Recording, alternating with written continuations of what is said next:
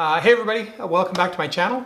Today I'm excited because my wife Tracy is joining us. Hi. And I'm going to interview her about her experience with the gastric bypass surgery and just kind of what it's been like for her, the whole process and all that good stuff. So let's just go ahead and jump right into it. So I guess the first question is, when was your surgery? My surgery was December 16th, 2019, about 10 weeks after this guy. And which specific surgery did you get? I had the R&Y, just like Mark. We both decided it was the golden standard, so we might as well go with that one. Okay. What was your highest weight? My highest weight was 300 pounds even. Okay. Yeah. And what's your current weight? And my current weight is 182 pounds. So that's, I don't do math. You've lost 118 pounds? Yes, I Wow. think so. Okay, I'm a social scientist. I don't do math. So I want to ask, do you have a dream weight, and is that different from what maybe you would consider a satisfied weight? Like I'm 245 right now. I think my dream weight honestly would probably be about 215. Okay. But if I never lost another pound, I would probably be satisfied where I am. Oh yeah, I'd be satisfied right here, yeah. I think. Yeah, compared to where I was, when I was 440 pounds. Yeah. So I guess 160 would be my dream weight. Okay. But if I never reached it, that's okay. I feel so happy being at this weight right now. I don't know if I'm just in this little woo, I'm celebrating being, 115 pounds smaller, but it just feels good. I'm functional. I feel like I can run. Like we went to the beach and I was running. I felt like Jason Bourne, even though I ran for 5 seconds, I was like, that's good, I better stop, Yeah. Next time I'll join you, it'll be like Rocky and Apollo Creed. Yeah. But I just felt good. I fit into things. I can just go to the store and buy a shirt if I need one. I can go on a big walk. I can be functional for my daughter. I can get down on the floor with her and play games. I'm not Superwoman by any means. I can't go run a marathon, or maybe I can one day. I don't know. I guess if I really wanted to. But I'm just so happy and content right now being at this weight. I ideally would like to get down a little bit more because I know that by year 3, they say people gain 10 to 15 pounds Yeah, back. you put some of it back on, yeah. And then you just kind of steady out. Yeah. So I'd like to get my goal weight they set for me is 175. So maybe I could get down to 160, and that way if I kind of get back up to 175 and settle in, that's okay. That sounds amazing. I mean, yeah. Compared to what life used to be like before, this is amazing. Yeah, yeah. Tell me a little bit about what life used to be like before. So life before the surgery was a lot harder. In the mornings, I would have a large amount of caffeine set by my bed, so I could instantly wake up and drink it. And along with some Aleve or ibuprofen, and I would sit in bed for about 45 minutes and just wait for it to kick in so I could actually get out of bed and be functional for my daughter, who was, 3, 4, 5 years old at the time. And then I would just kind of drag through the morning. My most energy was in the morning, but then, by the afternoon, more caffeine. So my day consisted of a lot of caffeine.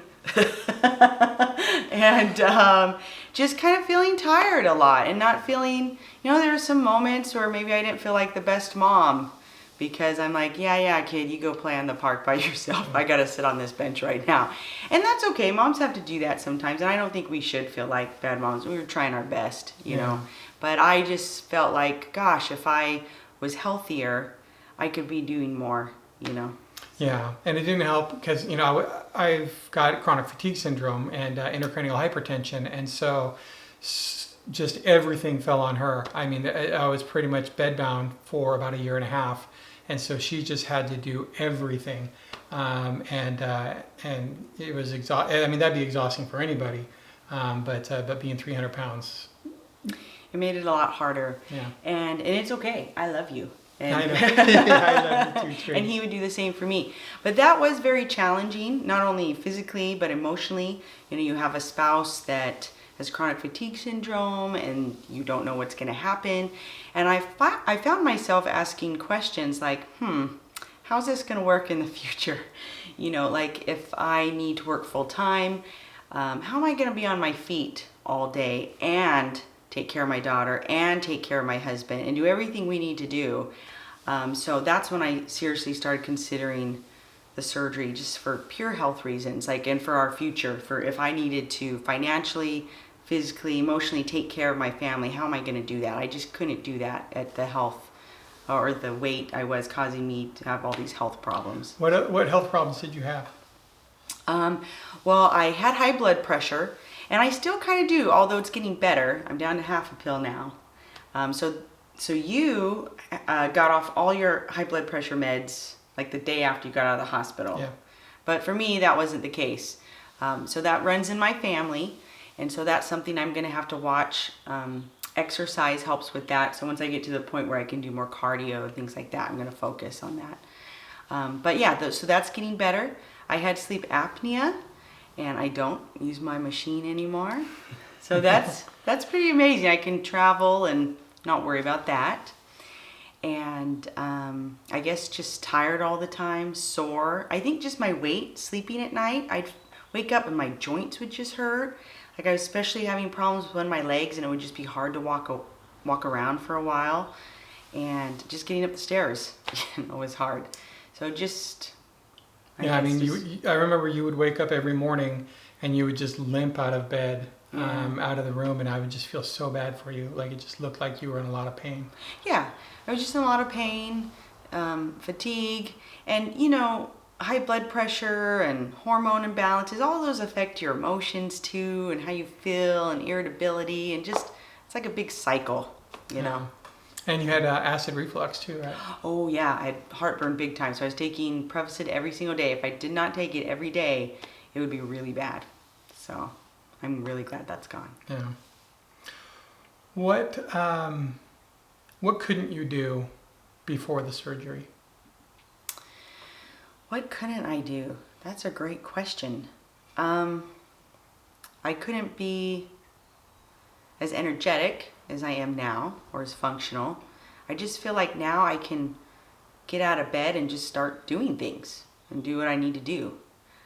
I couldn't, I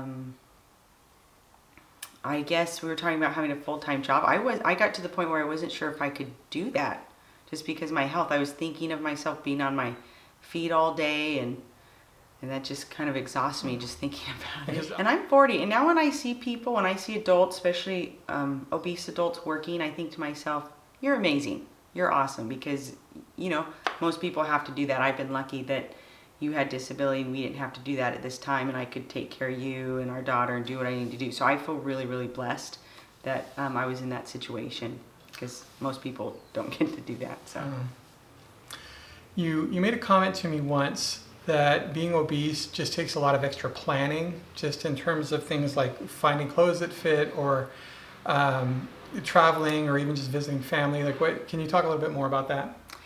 Yeah, being obese does take a lot of planning, and it's expensive. Like clothes, it takes hours to find clothes. Now I can go into Walmart and think, oh hey, that shirt's gonna fit, and it's $3. And I can just buy what I need and be done with it. Whereas before, I'm thinking, gosh, do I have to drive all the way to Lane Bryant, which is like 30 minutes away, only to go in there and be disappointed that they won't have anything I like, and if there is something that I like, it'll be like $40, Yeah. So clothing shopping takes a lot of planning, and just like trips, like I would just always get hot. I was just always hot all the time. I had to plan for summer. Like I hated summer. Now I love summer. But like this is crazy, but I actually went on Amazon and I bought these soft circle ice packs that I could freeze and shove down my bra and my pants and my pockets, just so I wouldn't sweat all day. Like no one would know, but I had ice packs under my clothes. That's awesome. That's how serious it got for me, like how much I hated sweating. Or let's see, how else did I plan for trips? Well, food. Oh, food, yeah. Traveling or trips, always super expensive, because food sounds good, you're on the road, you're buying fast food. So what, we're spending like $20 between all three of us a pop buying food. Easy. Yeah. Easy. Yeah. And now we can just pack up some deli meat and cheese and some vegetables, or just stop by. You can order sides from restaurants. Mm-hmm. So we went to Cafe Rio, and you can get like a side of salmon. It's good. For $3. And in like a restaurant, that would be like $15. Yeah. So we just share our side of salmon, and we share our side of beans, and we're like, wow, that was the greatest meal of my life. It's so good. And then it's just so fun feeling like salmon and beans are so tasty and delicious. Whereas before I'd be like, yeah, right. I'm getting like the pork burrito, and I'm getting the chips and guacamole, and then I'm getting a giant Coke Zero. Mm-hmm. And then after that, I might go get a donut from 7-Eleven. Yep. Yeah. Actually, frozen yogurt pairs better with Cafe Rio. Oh, so, frozen. Yeah, I can get some maybe, frozen, but lots of candy on my frozen yogurt. Well, kind of on that note, you also mentioned to me before that sometimes you felt like your days revolved around getting food, like before the surgery, just like not even on vacation, just like day to day. Like, what did you mean by that? Yeah. When my daughter was about 8 months old, I had this epiphany that I was planning how to get food around her nap time. So like I would she had a hard time falling asleep, but she would fall asleep in her car seat. So I had this brilliant plan, like, oh, well, if I put her in her car seat and drive to Taco Bell, that works out great for the both of us. Then she'll fall asleep. I'll eat my Taco Bell while she's sleeping. And then when she's good and asleep, I'll, put her in her crib. And it was like a brilliant plan. But then I was thinking about Taco Bell all morning, which is sad to say. I feel sad admitting that. And instead of just focusing on this special time I had with her, and it was so special to me, I did focus on that. I loved having that time with her. It was amazing. But a lot of my thoughts were consumed. I just got in this Taco Bell kick with getting fast food, or what sweets I could get, or if I could call you, like when you were on your way home from work, hey, can you stop by the gas station and give me one of those chocolate donuts? It was just a lot of obsessing over food. Yeah. My Taco Bell phase lasted from the age of 14 until 47, I guess. So yeah, that's a long phase. Yeah. We're both Taco Bell fans. Yeah. Or were. Yeah. We were. So what made you decide to get the surgery? Okay, so I decided to get the surgery after my friend Noelle started talking about it. She was considering it. And she started talking about it right at the same time we were starting to figure out what was wrong with you. Yeah. And you had this rare disease called IIH. Idiopathic intracranial hypertension. IIH is easier to say. Yeah, and skinny people get it too, but if you're obese and you have IIH, one of the treatments is bariatric surgery. So I thought it was interesting that just as we were figuring this out, that Noelle was then talking about it.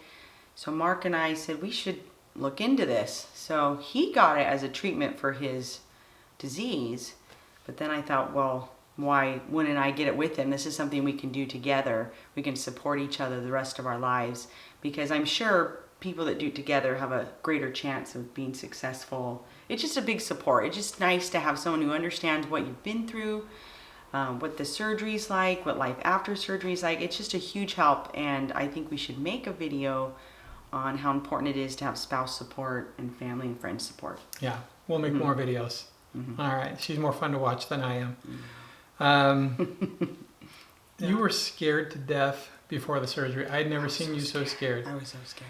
What scared you the most? Was it the surgery itself, or what scared you the most? Yeah, I think it was the surgery itself. Even though I knew the risks were so small, I'm just kind of an anxious person. And I'm that kind of person that's thinking, okay, that 1% risk, that's going to happen to me. Like, I'm the person, I would think to myself, I'm in the ocean, and that shark's going to get me. I'm just every time you go in the ocean, she thinks the shark's going to get me. So I just have that really dreadful type of thinking. I need to get over that and be more positive, because everything went so smooth. Everything was so wonderful. I know it's not, perfect for everybody. There are small risks, but everyone I've talked to that's had the surgery, Mark and I, it's been wonderful. So yeah, I was scared of that something could happen, like I had a leak after the surgery, or a complication that I'd have to go in and get a second surgery for, just because it felt so permanent. Like, this is life-changing. This is going to be permanent the rest of my life. I want this to go well. So. Yeah, and I actually made a recent video about the difference between complaints and regrets when it comes to bariatric surgery. And a lot of people have a lot of legitimate complaints, but what's fascinating to me is that even those people that do have a lot of complaints don't have any regrets about getting the surgery. Like the number one thing that people regret regarding the surgery is that they didn't do it sooner. And I know that that's true for both of us. Yeah. Should we share the funny story when I woke up out of surgery? Oh, yeah. So I promised her, because mine went so smooth, I barely had any pain.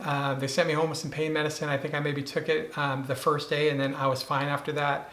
And I told her, you'll be fine. There's not going to be much pain. They're going to keep it under control in the hospital. And she's also, she is terrified of throwing up. And I was like, I never threw up. You'll be fine. And the first thing she says when she comes out of surgery, I'm sitting there holding her hand, and she just looks at me and says, pain. And I was like, oh, she's gonna kill me. And then like a couple hours later, she actually threw up a little bit, and I was like, oh man, she's never gonna let me live this down. I told you so. No, I'm just kidding. It wasn't that bad. And I was trying to say pain medicine. I mean, it wasn't that bad, but I think I was just so out of it still from the medicine that it just came out that way, like a barbaric pain. It was pretty funny. So what made you decide to do it despite being so afraid? You know, that's interesting. I remember I was thinking about it every day. You know, Mark encouraged me to make a list, like the pros and cons. I did that. We did a lot of discussions about it, which was really helpful. It's just really nice to talk to someone about it. But it's hard to explain why I did it because I was so scared, and a part of me didn't want to do it. But there was just like this magical force telling me I had to do it. And there was something telling me I had to do it. I just looked at my future. I tried to look ahead and think, what would my life be if I don't have this surgery?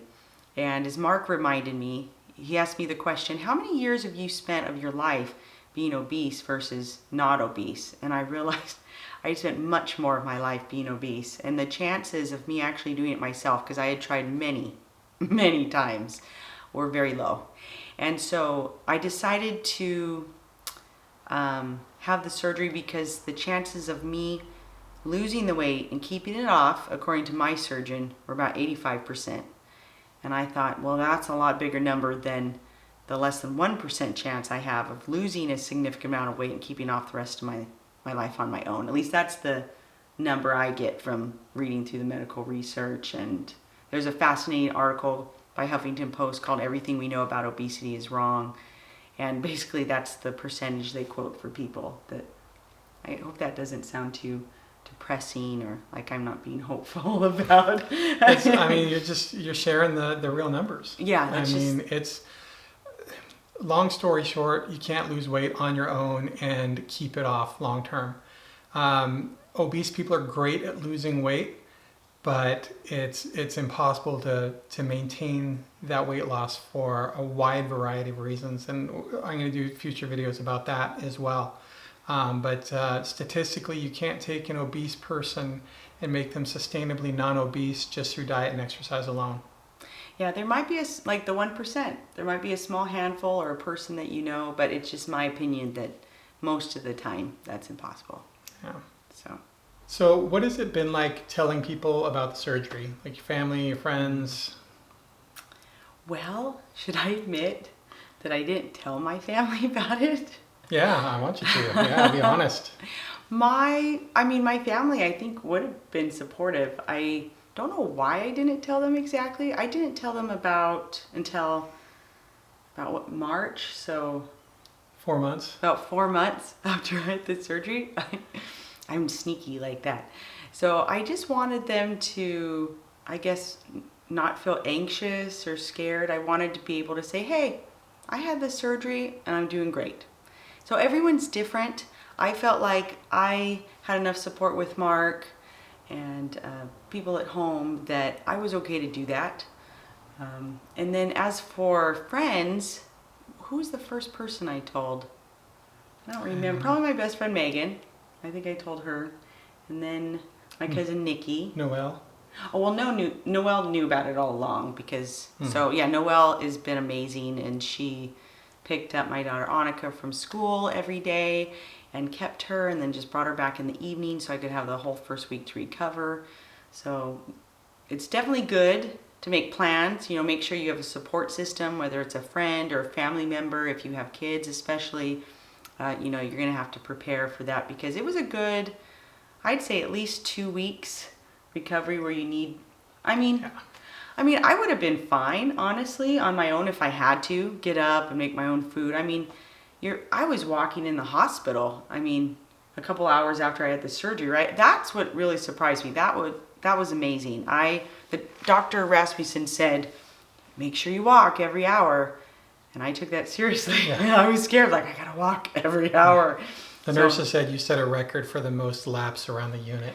Oh, I walked over 2 miles. It was crazy. I couldn't sleep because my sleep apnea machine, something was wrong with it. And I thought, well, I might as well just walk around the hospital. So there's just me waving at the nurses, all tired. But it really helped. So pointer for after surgery, make sure you walk a lot. And the pain, like Mark said, wasn't too bad. Everyone's different. I probably took more of the medicine than he did. But I think by day what? Do you remember day what? I was doing great, or? Yeah, just a few days afterwards. Just a few days afterward. Yeah. I was doing fine. Yeah. I didn't have to go back to work or anything. I don't know how that would have worked. So you have to take that into consideration. I've heard some people go back an average of 2 weeks after the surgery. Yeah. Do you remember how your mom and your brother reacted when you told them? Oh, okay. My brother was really supportive, oh wow, okay, you had this surgery. And yeah, they were cool about it. My mom was really happy. She actually admitted to me that her and my dad had discussed, well, Mark had the surgery, why isn't Traci getting the surgery too? So it was just a big relief to my parents when they found out. That's awesome. Yeah. How has your diet changed just on a daily basis? What would you eat in a typical day before versus what you eat in a typical day now? Oh man, do I have to admit what I ate in a day? You don't have to. No, I'm happy to. I don't care at all. No, I would try, probably like a lot of you, I would, wake up thinking, today's the day. I'm gonna do it today. And so I would try to eat something healthy in the morning, whether that's just eggs or Weetabix. I don't know if people know. There's this cereal from England called Weetabix, and I love it. And he hates it. Most people hate it, but I think it's just wheat. That's all it is, just wheat. So I have that with bananas, And anyway, but usually by 10 o'clock, after me trying to eat a healthy breakfast, I need my sugar IV. And I was dying. I'm I need something. So usually a big lunch. I just love Mexican food.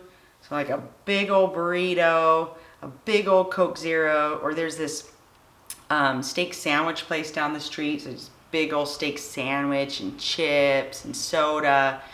And then that would kind of get me through till dinner time. Dinner time, I would just love pizza. I was always happy when I would say, oh, I'm feeling kind of tired, or maybe we should just save money and spend $5 on pizza. Little Caesars. But really inside I was thinking, I just want pizza. Yeah. So I could have pizza, or I don't know, what did we have for dinner if it wasn't pizza? It was usually sometimes I'd try to make chicken and mashed potatoes, but I would just go to town on the mashed potatoes, or...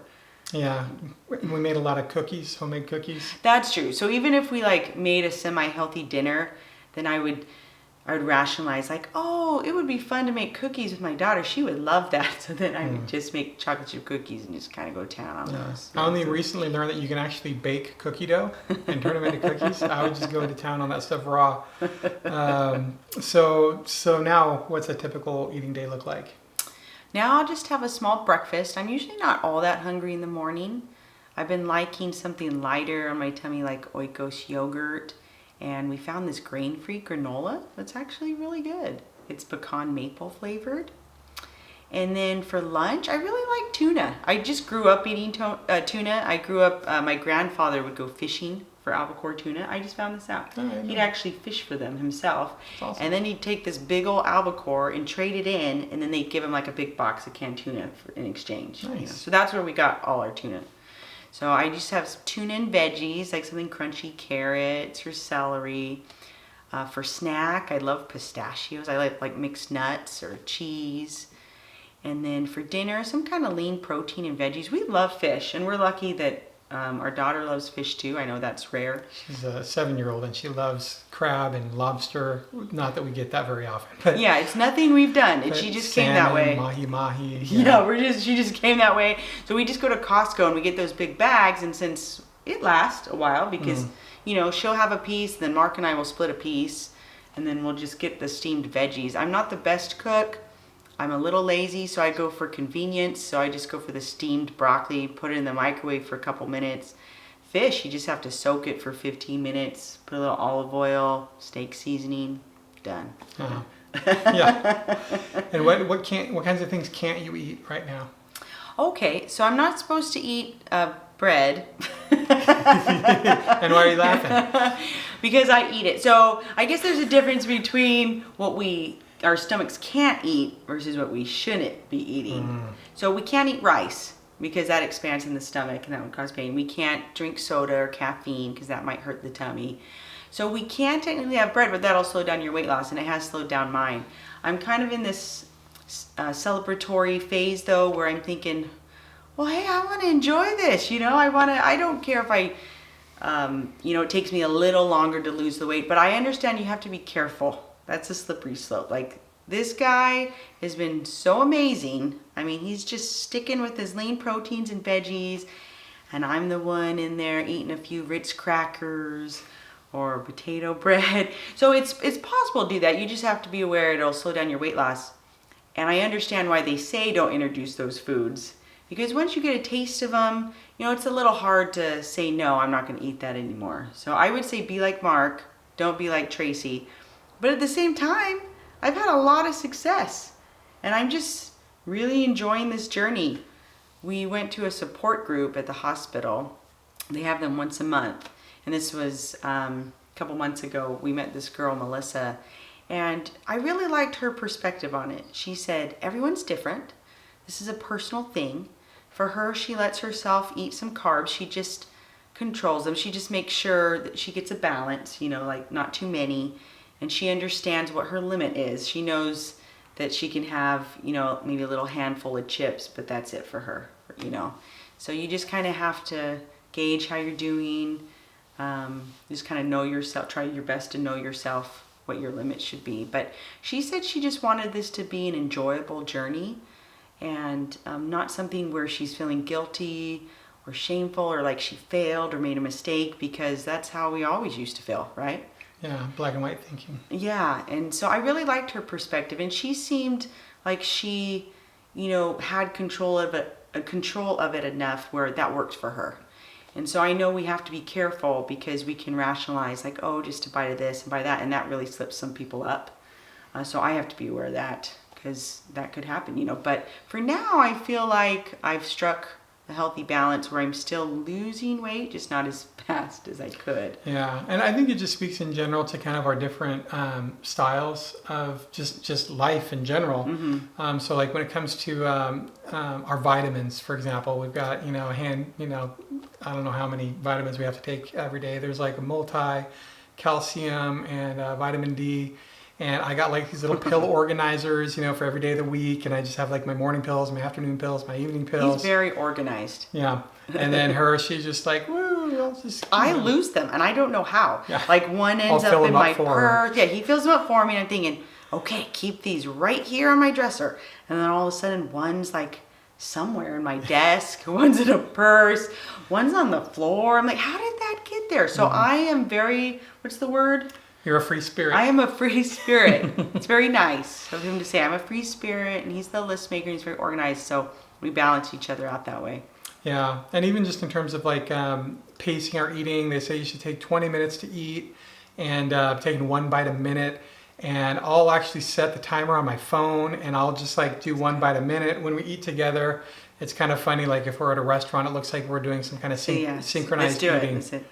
Yeah. Yeah. And then we sit it back down. Yeah, once a minute. It's like some weird ritualistic eating thing. But when I'm not there and I don't have my timer, she just kind of just goes at her own pace. And I kind I like things to be natural. You know, I'm trying to listen to my body. So I'll take a bite and then just be talking to my daughter or my sister or something. And then I think it's time for another bite. Sometimes that works great. Sometimes I realize I ate too fast. So I think I'm kind of working it out in my own way. Yeah, and for me, I really struggle with like hunger and fullness cues. I've always struggled with that, but with before I was just always kind of hungry. I mean, that was just my standard state was hungry, and I wouldn't feel any different after a meal than I did before a meal. But now I'm never hungry. I've become one of those people that just sort of forgets to eat, and so I have to set alarms to remind me when to eat. I don't get the cravings like I used to. I don't have the incessant thoughts about food that I used to. And so I really have to eat by the clock to ensure that I'm getting in all the nutrients that I need and that I'm not overeating or undereating. And so I think Traci's just taking a much more intuitive approach to it. I'm trying to take the intuitive approach. The same goes for me though. I don't really get hungry. I mean, there are times I think maybe I've started to sense more cravings, like, oh, I want bread, but then I have to think, well, I'm not really hungry. Maybe that's more of like but it's totally different than it was before. Let me clarify that. Like before I was so obsessed, like if I started thinking about a certain food, I couldn't get out of my head. If I started thinking like I want a donut, then I would just think about it all day. And I had this really interesting experience after surgery that made me realize how obsessed I used to be with food and how much it took over my thoughts. I remember sitting in the living room and feeling bored. And I don't get bored. I'm one of those people, I can always find something to do. I could sit outside and just think all day and I would be okay with that, You would love that. But I felt bored. And I remember realizing it's because I didn't have all these thoughts about food. I wasn't thinking about food. And it was very psychologically freeing. It was great to realize oh my gosh, my brain is free. It almost made me want to cry, Awesome. So this is a whole new world, not only physically, but emotionally, and I don't know, it just fixes some things in your brain. It's a miracle, Traci. Yeah, it's like a miracle. It is. Yeah. It's a miracle. I say it's a life-changing, joyful miracle, and that's one of the reasons why I'm making these videos, is because I just want to get the word out that the surgery is such a blessing, and getting the surgery is not the easy way out. It only works if you work, and it takes a lot of effort still and a lot of discipline, and but when you take it seriously, it is miraculous. Yeah, but like you said, would you say your effort is equivalent to your results? Yeah, so true. It evens the playing field. What I mean by that is, before the weight loss surgery, I had lost, I think at 4 different points in my life, about 100 pounds through diet and exercise alone, on Weight Watchers or other programs, and it was always just like white knuckling it. I mean, just like every day was just this battle where I just have this aching hunger all day, every day. And you were hardcore. Yeah. He's an archaeologist. He spent 2 weeks in the jungle, and he took his diet, like the HMR meals. Yeah. He took him with him. You're supposed to heat those up, and he's like, I'm just going to eat them cold in the jungle. Yeah. And he could have eaten all this good food and chicken tacos, and he did that. I look back and see how hard, people work at losing weight, and you try so hard. You know, you have to respect people. You have to respect obese people. You have to realize they try really hard. Yeah, I actually have a video. My very first video for this channel was me down in Belize in the little hut I was living in with my food, saying look, if I can do this in Belize, anybody can do it. It was a whole suitcase full of food, but even with that, I hit a plateau, and that plateau turned into a brick wall, and eventually I just ricocheted, and my weight, all of it came back on. I had lost 117 pounds on that effort. This was back in about 2015, and by 2016 or 2017, I had put all of that weight back on, and then in 2018, 2019, I put on an additional 40 pounds, so I ended up at 440 pounds at my heaviest. But yeah, so the difference is in previous efforts is that I would just be exhausted at the end of every day, doing everything I possibly could to lose the weight, and the results did not match the effort day in and day out. Whereas with the weight loss surgery, it really has leveled the playing field where I'm giving it my best effort and I'm getting my best results. And it psychologically, it has been very, very freeing. Like she said, to not just be obsessing about food all day, not having that aching, gnawing hunger that just never goes away. And that's one of the miracles, I think, of the surgery. Yeah.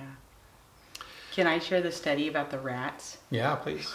I don't have like a source to back this up, but it was in one of the, I think it was in a book called The Politics of Food. Okay. But I remember reading this study about rats thinking, oh my gosh, I'm that rat. Like there are these rats that they gave the rats two choices. They can either have cocaine without any effort, it was just there, just a big bowl of cocaine, or they could go through this electric shock, which was very painful, to get to a big bowl of sugar. And almost every time the rats got the electric shock to get the sugar. And I remember thinking like, I'm that rat. I love sugar so much. Like it's an addiction. I realized then like food is an addiction. Yeah. It really is. It can be. Yeah, and they've done studies on that as well in terms of how obese people's brains react to sugar versus naturally thin people. Yeah. There's some really fascinating research on that. Hmm. What's your exercise routine like?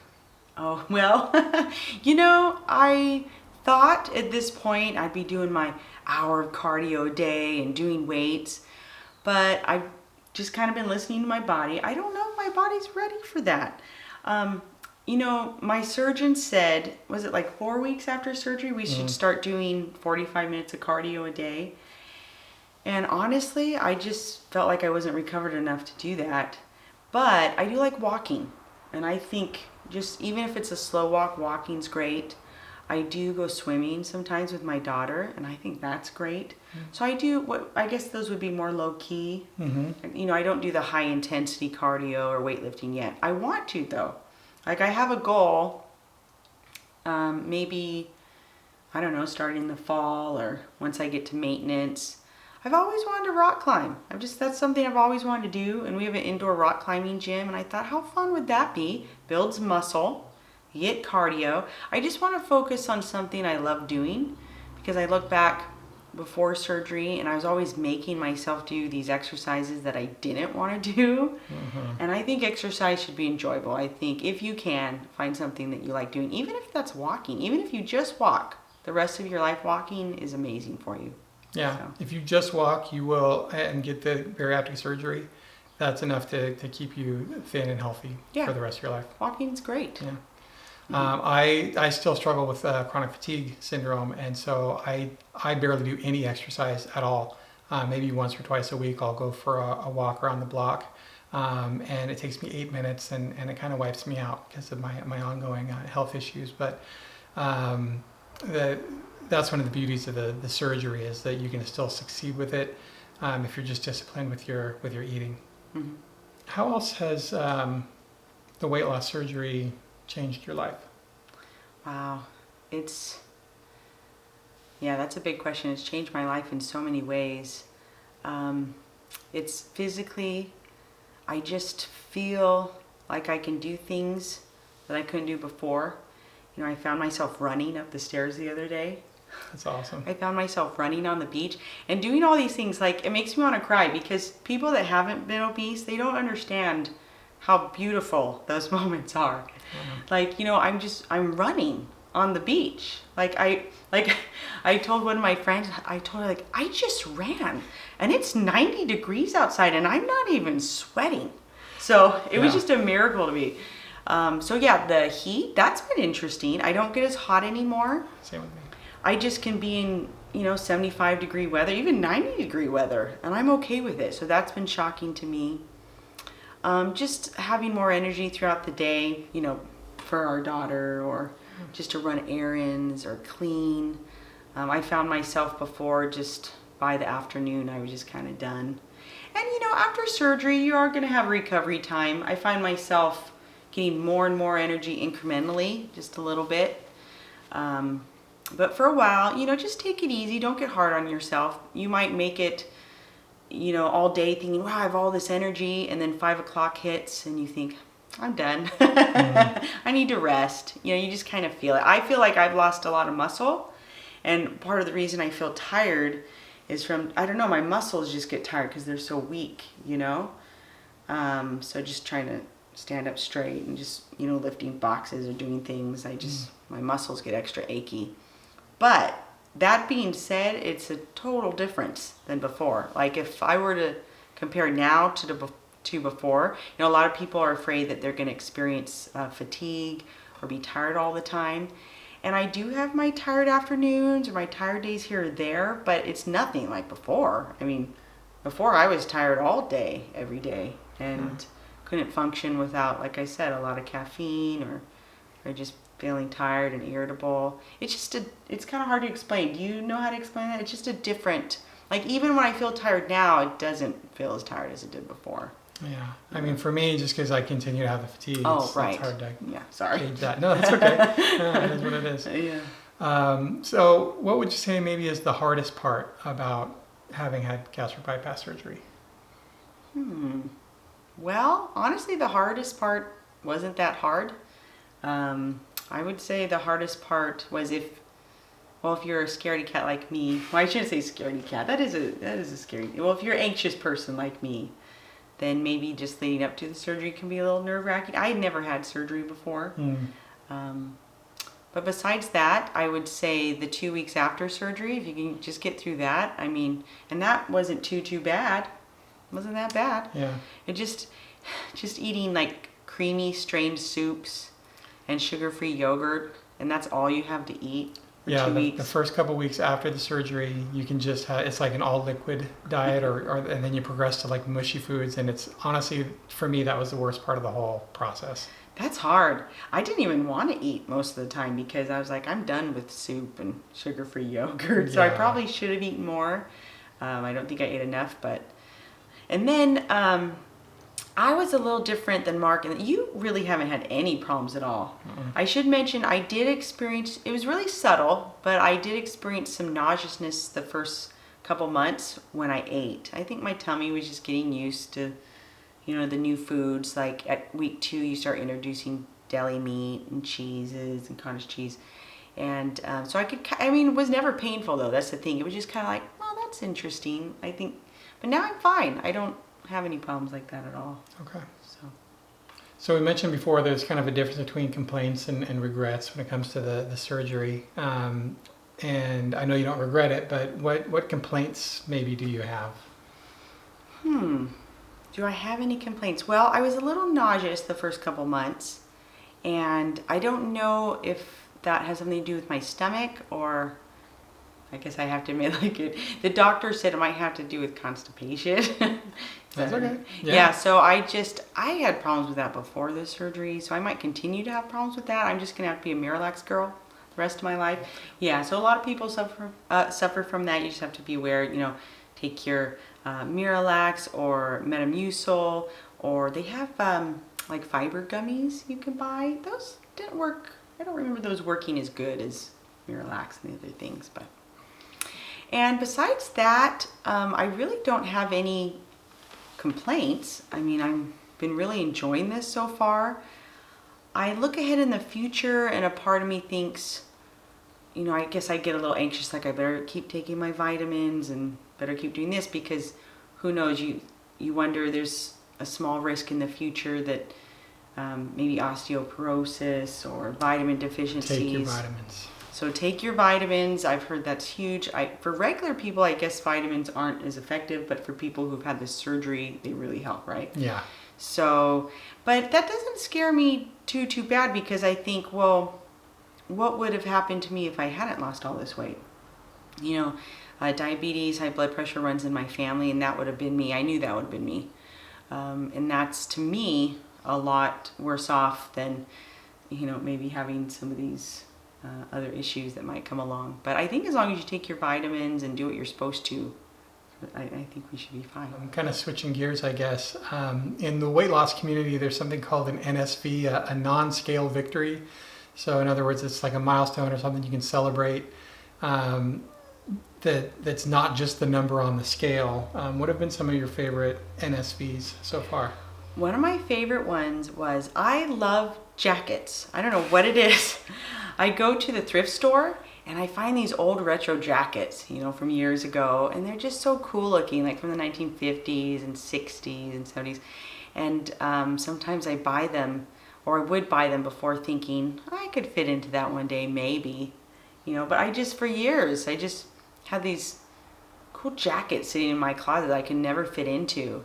And one day, I think it was like 2 or 3 months after the surgery, I remember thinking, I should try on one of my jackets. And it fit. And it was just so fun. It's awesome. And it's even getting a little loose now, which is fun. Yeah. And another one, this is kind of a random one, but it was a big one for me, was nurses, what do you call the people that take your blood? I can never say that word. Phlebotomist? Yes, phlebotomist. They could never find my veins, and they would have to poke me over and over. It wasn't their fault, I just have these veins buried deep in there.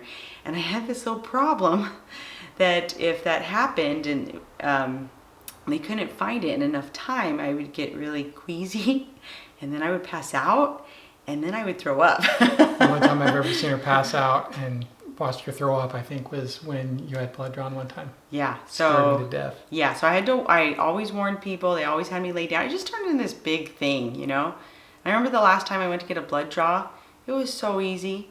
She just stuck it in. She got like 7 vials of blood. And I was like, whoa, that's a lot of blood. That's awesome. And it was just so easy. I walked out to the car just thinking, wow, that was great. That's awesome.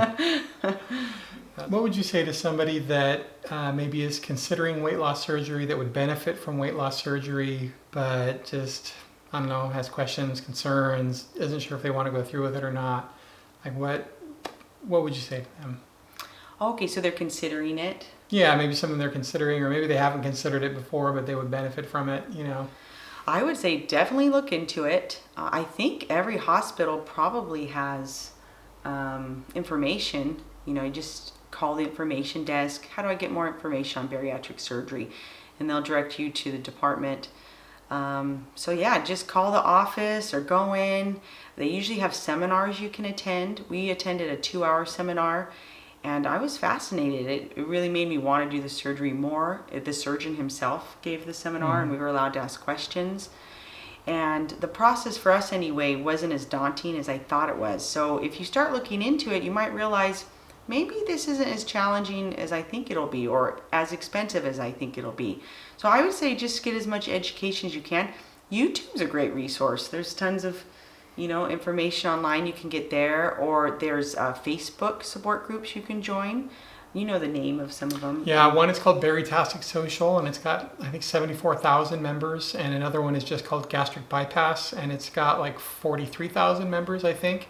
But they're incredible support systems. They are. They're great. Like, you can pose any question, and just tons of people will chime in, and it just is really good to know there's thousands of people out there who have done this, and I can ask questions too.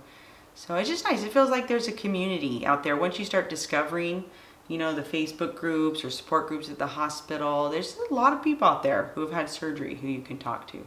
So. Yeah. How has the surgery changed you besides just the physical aspects? Yeah, I don't want to be cheesy and say like I've been on this spiritual journey, but it's almost been like a spiritual change. I feel calmer. I just feel like I can concentrate more. I can focus more on things. Whereas before, I was just always obsessed with either food or how I was failing that day on my diet, or how was I ever going to lose all this weight, or what a bad mom I was for not doing this or that. And now I kind of feel like I've been thinking about the future instead. Instead of thinking about regrets, I've been thinking about, wow, like, what do I want to do now? Like, I used to be a teacher, so I've been thinking about, well, should I go back to teaching? Or maybe there's another career path I could look into. Or I don't know, maybe, like I said, rock climbing or just projects, or I don't know. It seems like life now to me is more open, and there's a feeling of like there's more possibilities now. I hope that doesn't sound cheesy, but no, yeah. No, it really does. It just, it's a life-changing miracle. It really just opens up possibilities, because we tend to limit ourselves so much. Yeah. I mean, even me, like, I feel like I was a happy fat man. Like, I had accepted it. I had embraced it. I traveled the world. You traveled the world with me. But just, I was a professor. I taught part-time at university. She was a professor. I'm a professor, but I got my PhD. We did a bunch of triathlons. I mean, we did not let the obesity hold us back. Even being obese, we were doing triathlons. But despite all that, despite as happy as I genuinely was as an obese man, I do feel like there are just so many more possibilities for me now that I've lost so much weight. It really is just a game changer. Yeah, and you've always inspired me, because Mark has been overweight your whole life, right? Yeah. And I remember him telling me this story of he grew up in Long Beach, and you watching people surfing, and you wanted to do that. And then you decided one day, well, why can't I do that?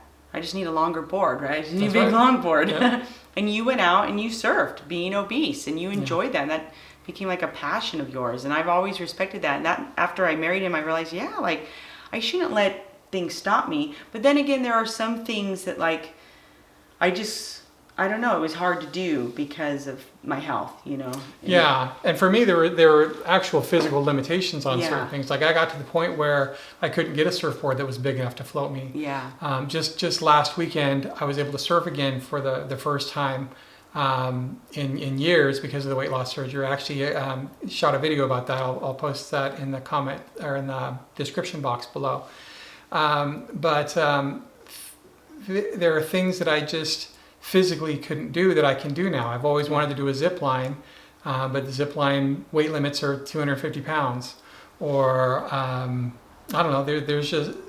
There are other things that I couldn't do because of the weight, and so I literally have more options of what I can do for fun now because of the weight loss. Yeah, just little things. Like, I see a chair and I think, oh, I can't fit in that chair. But then I sit in it, I'm like, oh, I don't have to worry about chairs anymore. Or airplanes. Yeah. I could make a whole list. We should make a video of NSVs, non-scale victories. Yeah.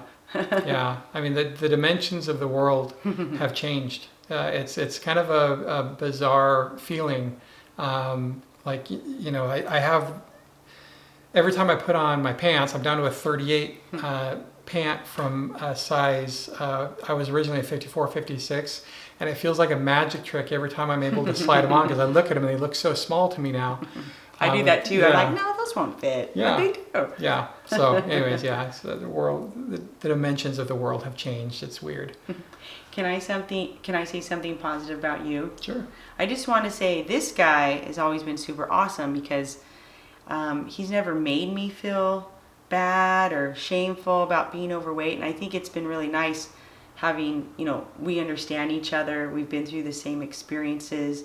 I think when we got married, I told you, like, if I might gain weight. If I ever gain weight, just lie and tell me I'm beautiful. And you said, I don't have to lie. You'll always be beautiful to me. So I just think it's really important to, I don't know, just support each other. If you have a spouse or family members or friends that are overweight, just show love. And yeah, it's been interesting just kind of going back and looking at pictures from even a year ago, when I was 440 and you were 300, and I didn't think you were any less beautiful, but I'm like, oh wow, she was bigger than I realized at the time. And myself, I was bigger than I realized too.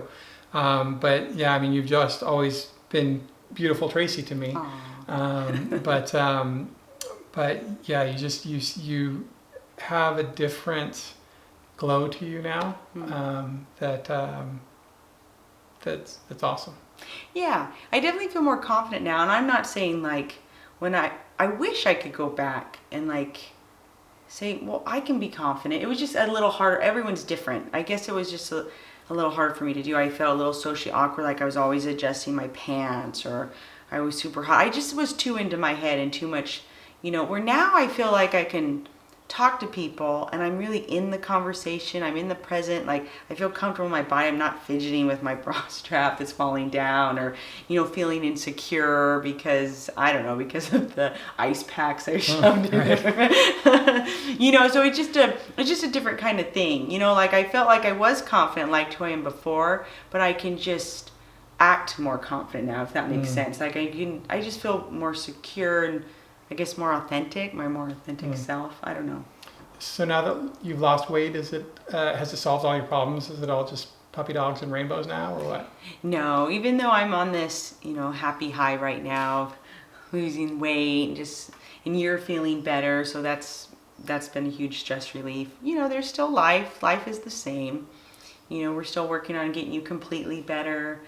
There's still, you have a daughter, and it just, being a parent, just working on, issues with kids and your relationships. It's not like, your relationships are going to suddenly be all magical and lovey-dovey, and money is the same. I don't know. Yeah. Things like everything's mostly the same. Yeah. I mean, still got bills to pay. Yeah. Still, for work, I've still got deadlines and Yeah. so, life goes on. But I guess on the money thing, one nice thing has been that we spend so much less money now on fast food. So much less money. I think I did the math a couple of times over the years, and we were spending something like $800 to $1,000 a month just on fast food restaurants. It's true. So I just loved eating out. saves a lot of money. So Saves a lot of money. And just on other things too, like I mentioned, clothes. yeah. Clothes. I mean, Walmart. I'm totally into Walmart right now. Yeah. I can just go get a shirt for $3. This is a $3 shirt. Like, that's amazing to me. Yeah. Or the thrift stores. Yeah, for me, it's almost been overwhelming because I had the same thing. There was literally one store in the entire state of Utah where I could shop, a big and tall, and it was a 40-minute drive to get there. And I had to choose between Aloha shirts and plaid shirts. Turns out I actually really like Aloha shirts and plaid shirts, so you'll probably see me wearing those in some of my videos. But I went to JCPenney's and a Kohl's before we came on our California trip that we're on right now. And I was actually kind of overwhelmed at how much selection there was. Like I've never really had an opportunity to explore my own style because I was so limited in what I could actually fit in. I was a 6X on a shirt, and I'm down to a 2X. And even in some things, I actually was able to buy an extra large sweater. Just 1X in front of the L is something I never thought I would see. But yeah, it can be almost overwhelming to have an entire shopping mall full of clothes versus one little store that was just ghastly expensive. I find myself still wandering into the plus size section to look for clothes, and I think, oh wait, this isn't my section anymore. Yeah. That's fun. Yeah. And speaking of expenses, we've also saved a lot of money on medical expenses. Yeah. So like I'm not on my sleep machine anymore. I don't have to go to my sleep doctor appointments, blood pressure medication, so just different medications. And just, I'd go to the doctor for a checkup, and because I'm in the obese category, let's give you a echocardiogram because you have high blood pressure. Let's get this blood test, and that's like $200. It adds up. Yeah. Yeah, this has as much more to do with my chronic fatigue syndrome than the obesity itself. But last year, our out-of-pocket was about $1,000 to $1,200 per month on average last year. I think my insurance paid out well over $100,000 for all of the different MRIs, CAT scan, blood tests. There was just a ton of stuff. Yeah, and I can't actually remember the last time I went to a doctor other than for my follow-up visits. So, yeah, that's nice. I guess this question almost seems like I don't need to ask it, but are you glad you did it? Oh yeah, I am so glad I did it. If I could convince other people to do it, I would say, like I said, it's an individual journey. Look into it, do the research. But we have 2 neighbors that did it, that just around the corner. Yeah. And once you get it, the more you realize how many people have gotten this surgery, and you go on the Facebook boards, and there's always someone who asked the question, who's thinking about doing the surgery, you know, do any of you have any regrets out there, or do any of you regret doing the surgery? And seriously, I would say 99, if not 100% of the time, everyone's like, no regrets. I would absolutely do it again. So definitely look into it. Yeah. Yeah, I mean, that's honestly, if you are morbidly obese and you've tried over and over and over to lose weight, and you've succeeded at losing weight, but then it always comes back on, it's not your fault, first off. But yeah, just go talk to, yeah, we get it. We've been there. Just go talk to your doctor, look up a bariatric surgery center, and you'll be glad you did. And I think that might do it. Thank you so much, Trace. I love you. I love you. And please click like and subscribe below if you want to see more videos like this. And we'll see you next time. Bye.